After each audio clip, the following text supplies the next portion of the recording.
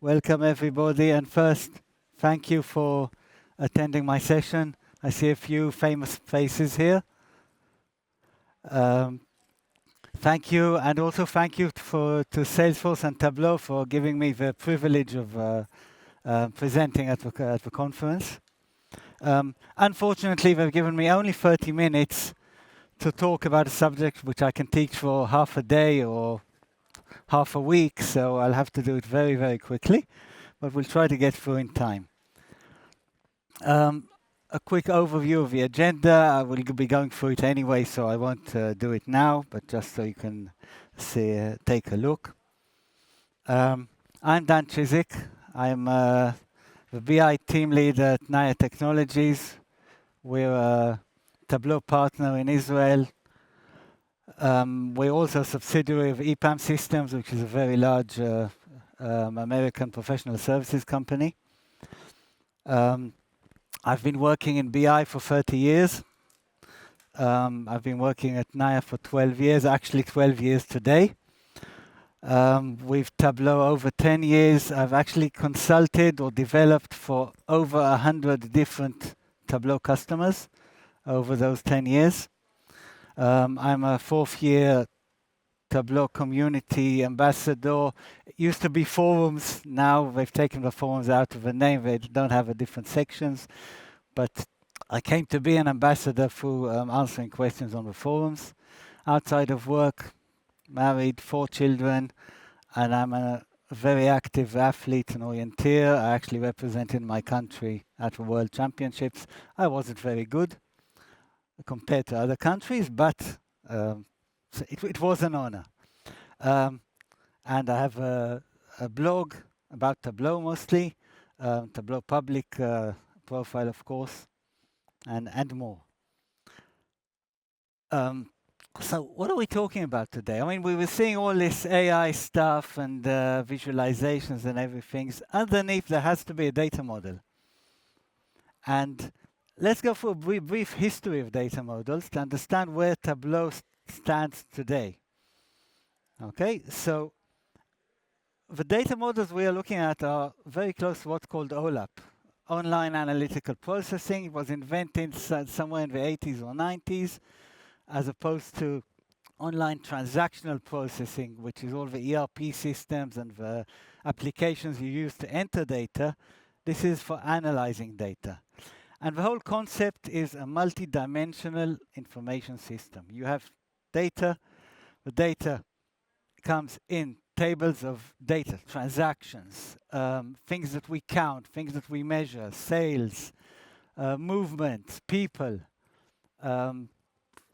internet clicks nowadays, millions and millions of clicks by people. That's the data, and we analyze it using different dimensions.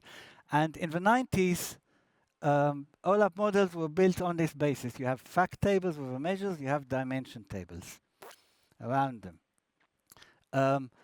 And even back in the 90s, year 2000, you had models with multiple facts and multiple dimensions. So everything was interconnected, and you can analyze everything together. This is a screenshot of a Microsoft Analysis Services model, a simple one.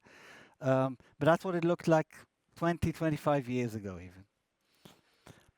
OLAP capabilities really started in the 90s. Hyperion, I think, were one of the first large vendors that actually had real OLAP capabilities, multi-dimensional. Other vendors came in. I came in also. I started my career around then, also in BI. Microsoft released Analysis Services, which is probably one of the best OLAP architectures that exists.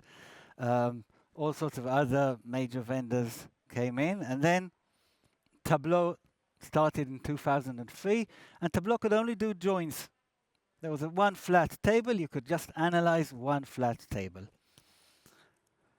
2010, there came in blending. And now blending isn't OLAP, isn't a full OLAP capability. It's the ability to connect between two different tables using a sort of lookup, like a VLOOKUP in Excel. But it's progress. Okay, level of detail calculation. This is where I started with Tableau. I was lucky enough to miss the part which was before LOD. Level of detail calculations made the aggregations more powerful. And the real jump forward came with relationships in 2020, the ability to have different tables of facts and create a relationship between them that takes into account the different granularity of each table. And now we are at the next level. We are almost at full OLAP capability for Tableau, and that's the multi-fact model, where you can relate several fact tables to several dimensions, and we're going to go deeper into it in a minute. Okay, so how did Tableau progress? Just a recap of that. This is the old model, only joins. The joins really is just like running a SQL query. It takes everything, creates one big table. Relationships enabled start from one main table and relate other tables, but each table could only be related to a few more. You couldn't have a downstream, that's a table on the right, related to more than one upstream table. It was a sort of an ancestor, a tree of descendants from one ancestor. And now we have a multi-fact where you can relate several base tables, several fact tables to several dimension tables. Okay, so how does it work? I'm going to go to a demo soon, but first I'll go through the main features. So you can have multiple relationships. You have base tables, and these are the base tables. The ones on the left, they are called base tables. You can have as many as you want. Each dimension can be related to several base tables, and you can see various dimensions on the right.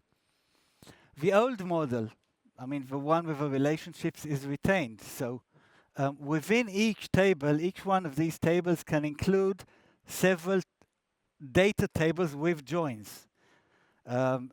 Anyone who's familiar with relationships, this is called a logical table. Inside, you can have physical tables, and here we have one example. The product dimension has joins inside. There's an icon that says so, and those are flattened. That's one flat table, but I am joining several tables inside. And an important note, any old model that you had in a previous version is supported. If there's a single base table, it's perfectly okay. It's supported by the new model. It doesn't break. And actually, Tableau system actually switches mode more or less. That's what I've discovered. When there's one base table or there's multiple base tables. It works in a different mode. So everything which is old in the old relationship model is supported and has no problems. Another small note, just so we understand, there's upstream and downstream. There's a lot of that in the documentation. Upstream is to the left where the base tables are. Downstream is further down the model. When you drag a table in, you can always add a base table. I'll be showing this in a minute.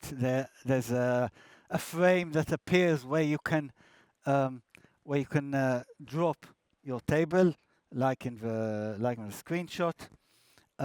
When you want to add relationships, previously you had to drag a table and see where the noodle connected. Here you have a plus icon next to each table, which you can actually drag to create that noodle, that relationship to another table. Properties of relationships, exactly as before. Connect a field to another field, a few fields, calculations, even the relationship properties, sum to all to all, many to one to many. Everything is as in the old model. Highlighting. Now when you highlight or hover over or click on a table, you can see the relationships because it can be a whole spaghetti of lines, of course. You can actually focus. You can expand and collapse whole trees. So I can click on an icon. There's a special icon for collapsing and expanding tables, so you don't have to look at everything at the same time.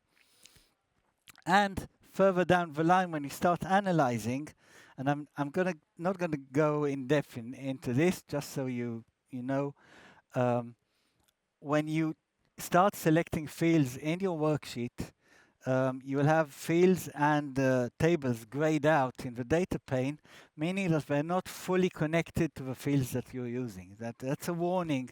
Say, be careful because you now have multiple facts, multiple dimensions. You can drag fields that simply aren't related to your other fields. This is a warning that, of course, technically you can do it, but you might get interesting results with the data. Okay, so let's go to our demo. I left the settings open. Okay, this is the same. This is the same model that we were just looking at. Okay, and just a few demonstrations so you can see how it works. So if I want to drag an additional table in, you can see that it's giving me the option of a new base table. So I can drop it here. Okay, it'll give me a new base table in a second. Okay, it's appeared up here. It's not connected to anything, and then I can drag and connect. I won't do it because it won't work. Okay, but that's one of the options. If I have an existing table, I have a plus sign. I can drag to any relevant dimension if I want to and connect between them. The double click, like in the old model, I'm double clicking on product, and I have the regular join options with the sub-dimensions here. You could see the hover and the highlight before it. So when I hover over a table, I can see everything that's connected to it. When I click on it, that's the same. So all these nice features for managing this. And if I want to collapse something, I have this icon. Okay, collapse and expand. So we can do all this stuff. Now, this is an example, and it's actually quite a good one, of the Microsoft Demo AdventureWorks, which is a very nice database. You can see several facts. Each one is connected to different dimensions, mostly to product or to date.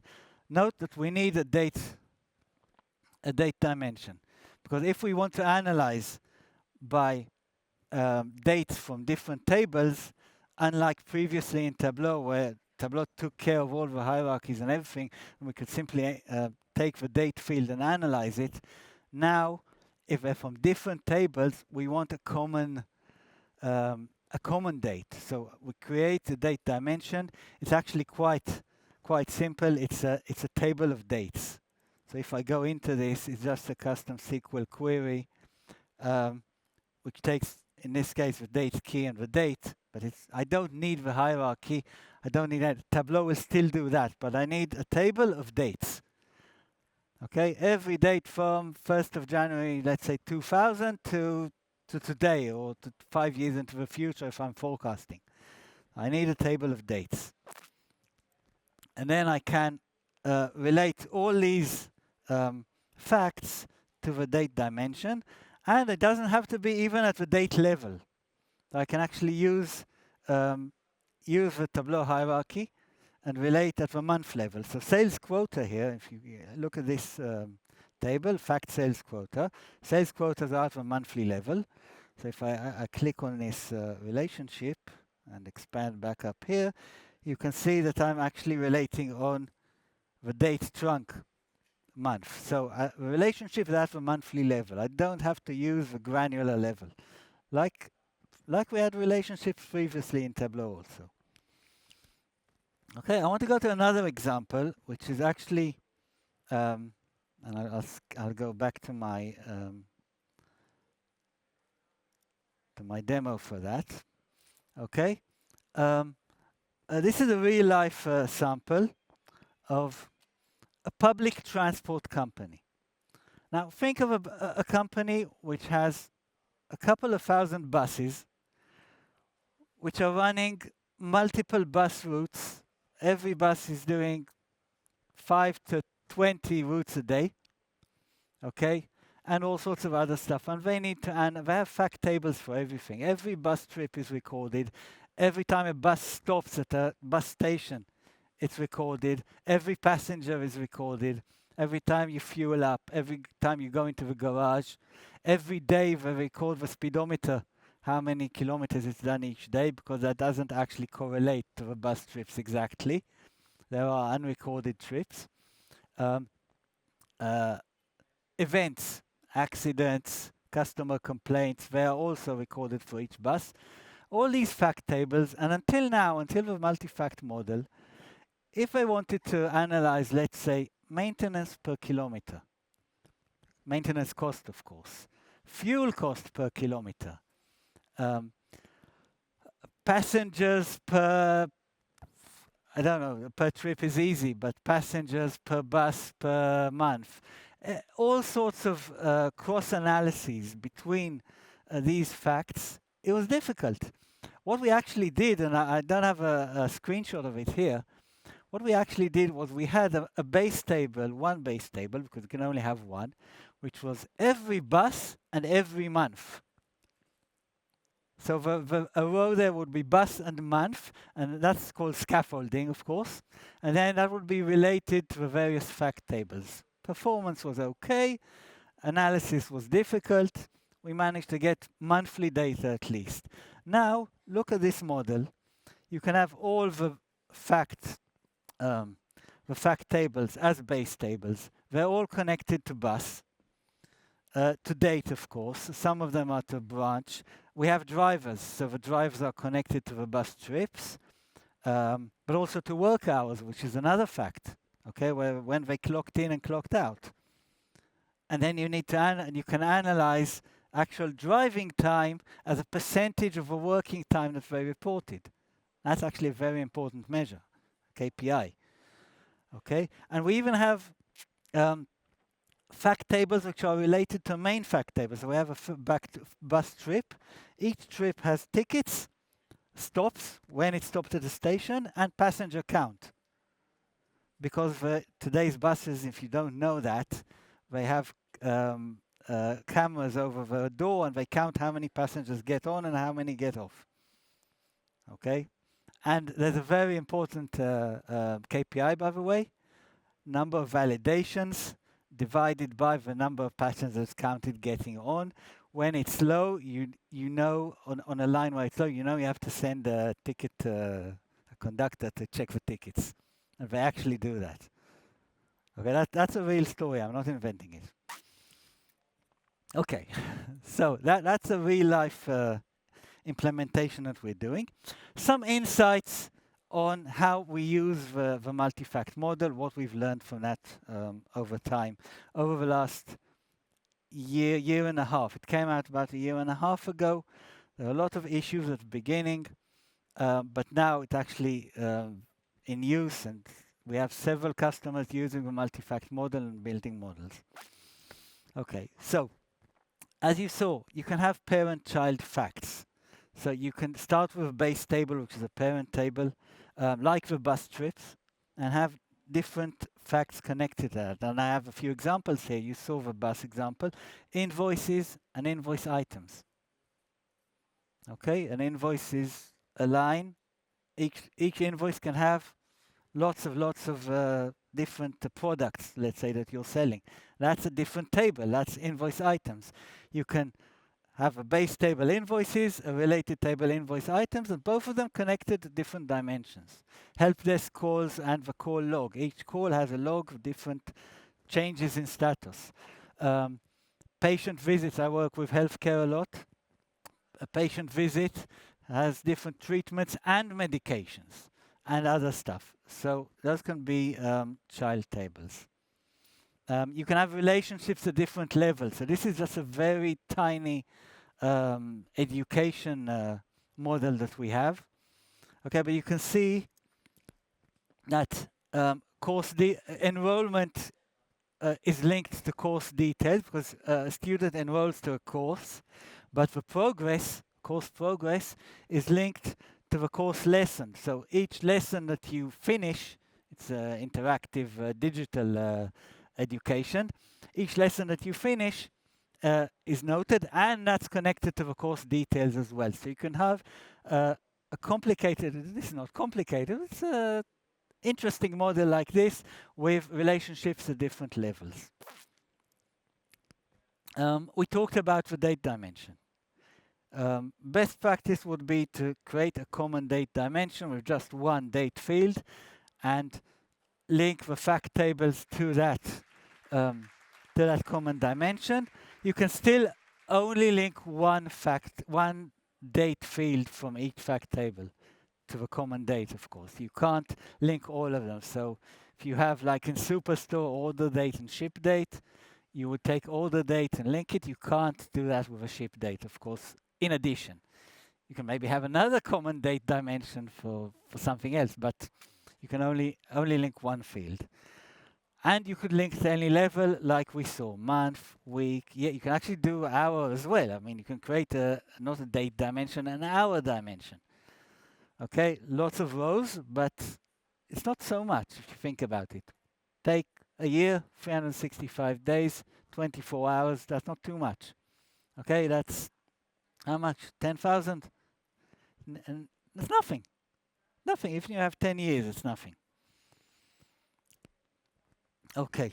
When do we still use joins? Joins are still useful.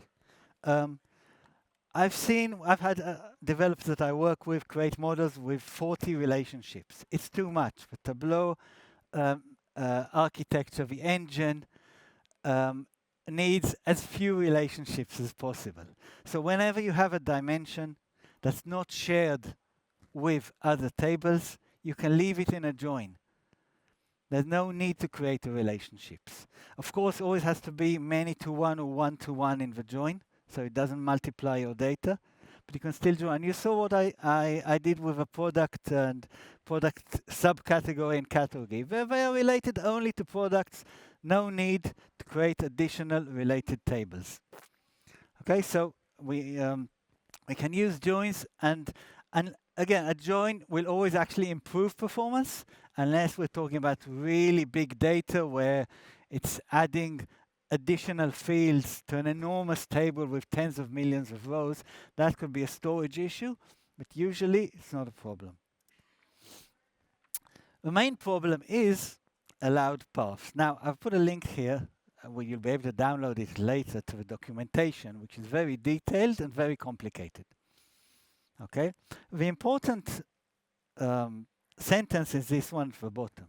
Every incoming relationship to a table must be traceable upstream to a different base table. Basically, this says what you can't do. Okay, so every incoming noodle to a table, you should be able to trace it upstream just to one place. So if you look at this here, this is circular. This isn't supported. Okay, because table X has two incoming relationships, and both are to the same table, not a different base table. They're both to the same table. The other two options are okay. Another problem is this. This is another situation. If you have a table that's downstream from a shared table, and this is a bit of a contradiction with the previous sentence, because if you ignore Z, table T can be traced back to two different tables. Okay, but as long as I've got to the incoming relationship to S, I can continue downstream with single tables as much as I want, but I can't connect anything from the side. Okay, so I'll now show you a screenshot and you'll understand where my limitations are. Okay, I'm taking that same bus model that we talked about, and remember I said every bus trip has 3 different facts connected: tickets, passenger counts, and bus stops. Okay, so now I want to connect all 3 of these to the dim station. because for every ticket I know at which station more or less it was validated, every passenger where he got on, and every bus stop, of course, it's at a station. And I can't do that because all three of them are connected to the same base table, and then it's circular. I mean, I can't trace every different relation to station to a different table. It all goes back here. So this is not allowed. So I try to switch. I put the three child tables as base tables. I added the trip as a sort of dimension. Let's say a bus trip is a dimension, but then I have another issue. I can't connect it to date. Okay, because date has connections to other tables, and here it's like connecting date from the side. Okay, because this has multiple incoming, I can't connect it. So there are limitations. Okay, you have to work around them, you have to think, you have to split up the models. Not everything can be done. By the way, I haven't checked yet, but I am going to check if you can do this stuff in the semantic model in Tableau next. Because it's basically, it should be the same logic. I'm going to check. We'll see what happens. Cross joins. Anyone here worked with cross-joined expander table? Large twins, of course, have. Those are tables that you add to the model for pivoting, for really technical stuff with a full cross-join, which means I use a 1 = 1 relationship, which means no fields are related, but it's sort of a Cartesian multiple of the data if I want to. Possible, it works with multi-fact data models. You just take your expander table, relate it to one of the base tables, and continue working. Everything works perfectly. Okay, there is some stuff that doesn't work perfectly. Luckily, there's not much time, so I won't be able. There are issues. Now, I have to say, I have been in contact with Tableau products. They are fixing bugs. There are bugs. Every software has bugs. Okay. A lot have been fixed. I'm actually going to skip to my demo again and show you some of the issues that are known and have been fixed or haven't been fixed. First one, which hasn't been reported as fixed, but is fixed, and is probably the best known one, is the quick filter with measure values. I'm going to skip to an older version and show you that whenever you use measure values, drag in a quick filter, and you either get this, or you get an empty. You can't choose your items from a quick filter. That's actually probably the best known issue with the multi-fact model. It has been fixed, but still says solution scheduled. But it has been fixed in one of the latest versions. Okay, level of detail. So if you do a level of detail with multiple dimensions, it works very nicely. I have one here. It's internet sales by category and promotion. I'm not going to go to it. It says it's here. So you can take two dimensions from downstream tables, from different downstream tables, with a measure from the base table, and this works nicely. However, if I want to do the opposite, okay, I have a fixed on a dimension and two measures which are linked. So in this case, it's internet sales amount and reseller sales amount. They come from different tables. Okay, so if I just do a normal total sales amount, which is both of them together without the fixed, it works very well. If I take this one, category total sales fixed, and I drag it in, bang, I get an error. That's a reported issue. It's known. Solution scheduled maybe in December, but we're working on it. It's known. So it's good that it's being taken care of, because that's actually a showstopper for one of my customers. You can't filter by measures. Okay, so the same total sales amount, which is internet plus reseller sales from different tables. I can color by it, so you can see I have 2 rows with 0. Okay, I can color by it. Um, I can't filter by it. Actually, there's a filter which is a dimension. I can't even drag it to the filters. It's blocked. Okay, so that's an issue. Measure switching is okay.